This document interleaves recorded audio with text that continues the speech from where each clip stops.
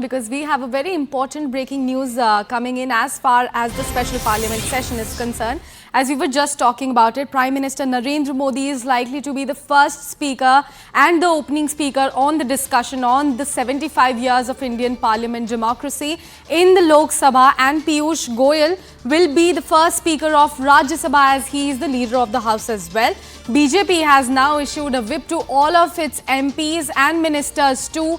They must remain in parliament at all times during the session. This is the direction coming from the party high command. This is the word. I have CNN News 18's Payal Mehta joining me on the phone line. Payal, a very good morning to you. Could you give us more details about the opening speeches that are going to be by Prime Minister Modi in the Lok Sabha and then Union Minister Piyush Goyal there in the Rajya Sabha?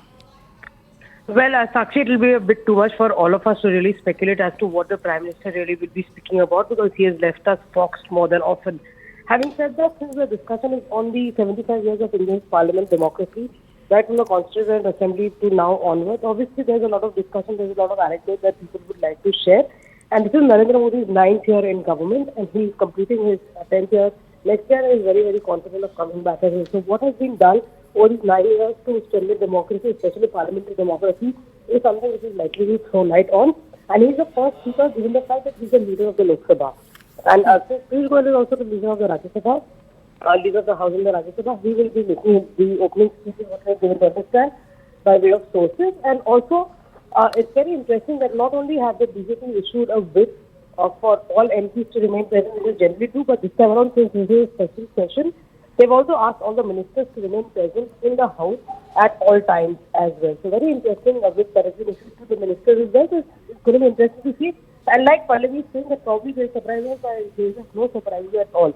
Because nobody in the opposition camp really was ready to believe that they just called it a special session only to discuss the 75 years of parliamentary democracy.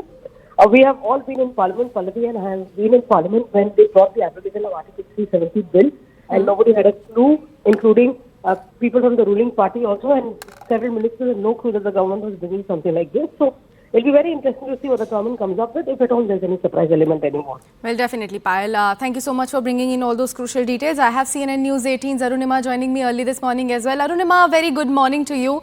We were just talking about the tentative list of bills that are going to be introduced in this special parliament. Could you give us more details about what are the bills that we are expecting to be introduced in the parliament? Also, do we know anything about the special the surprise? I was just talking to Pallavi about this as well. She said that surprise is always going to be a surprise, but do we have any idea about what exactly could it be? But there are a lot of speculations, but definitive nothing has come even at the all party, even though this became a point of criticism where opposition members asking the government as to why is the agenda not definitive. Even the bulletin that was issued says that the list is not really exhaustive, and therefore that continues to be a problem.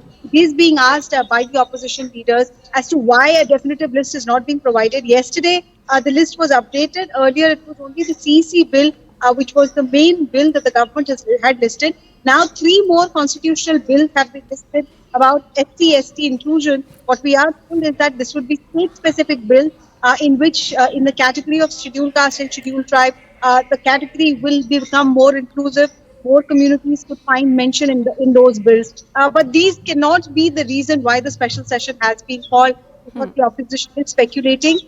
It could be a platform for Prime Minister to showcase the G20 success and also make it very clear that the word Bharat henceforth is going to be the word given prominence as far as the country's name is concerned. So when that opening remark comes from the Prime Minister at the discussion of 75 years of democracy, you could see a resolution to that effect, or just by the usage. There was a lot of speculation whether Article 1 of the Constitution will be amended, but indications now are that that may not be required.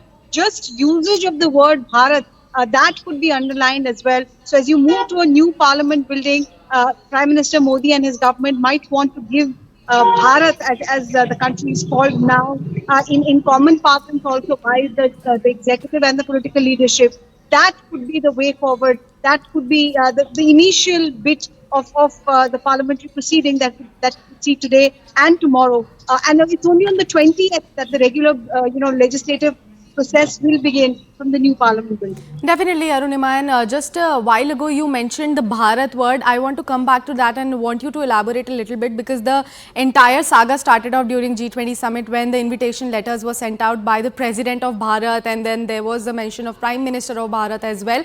I want to understand from you that is that going to become official? Do we have any information about that, that India will officially become Bharat now on the papers? See, as far as reality goes, India, that is Bharat, is how Article 1, Clause 1 of the Constitution defines the name of this country. So both names already exist in our statute. However, if you see the preamble, if you see the naming of various bills, it is the word India that has taken precedence every time you refer to the country in English.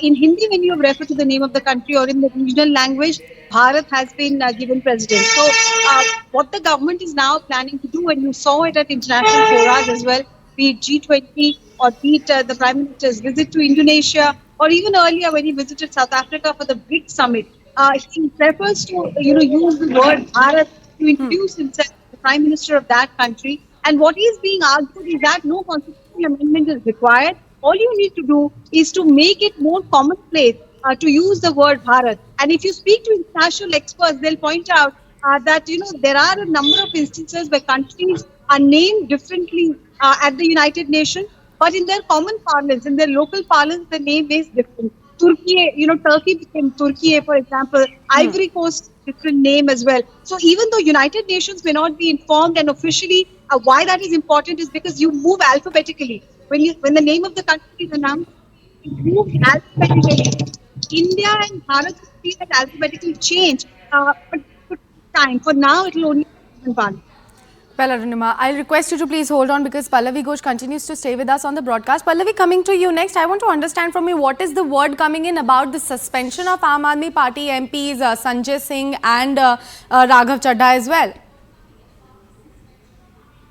Well, that was an issue which was taken up at the all-party meeting yesterday also, and not just by the Congress party. In fact, I think there was a sense of unity we saw among all the India Front Alliance parties, certainly, that this is absolutely arbitrary, the way they have been suspended, because the kind of accusation which is going against Raghav Chadha are completely baseless. Just a very quick recap, the reason why Raghav Chadha was suspended is because he claimed that a committee had been set up as far as the Delhi bill is concerned, and he rattled off some names which are also from the ruling party and other political parties as well, and those MPs said that we had not been consulted, so this was a case of forgery, something which was denied by Raghav Chadha. It is after that a matter has now been referred to a committee. Raghav Chadha, Sanjay Singh stands suspended, and therefore the whole pitch which is being made by the India Front opposition parties is that this suspension must be revoked. Suspensions always become a political issue.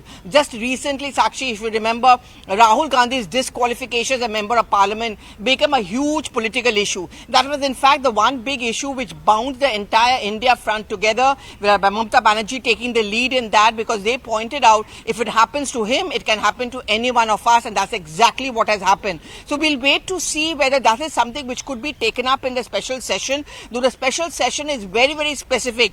No questionnaire, no discussion on any other topic apart from the listed bills, as well as discussion on democracy and if any other bill comes up. So this is going to be one point. 10 a.m. is where the India Front Alliance parties are going to be meeting in Mr. Kharge's room. I think they're going to make a strong pitch for revocation of suspension of both the AAP MPs once again to the chairperson of the House. Definitely. Pallavi, you and Arunima, I request you to please stay with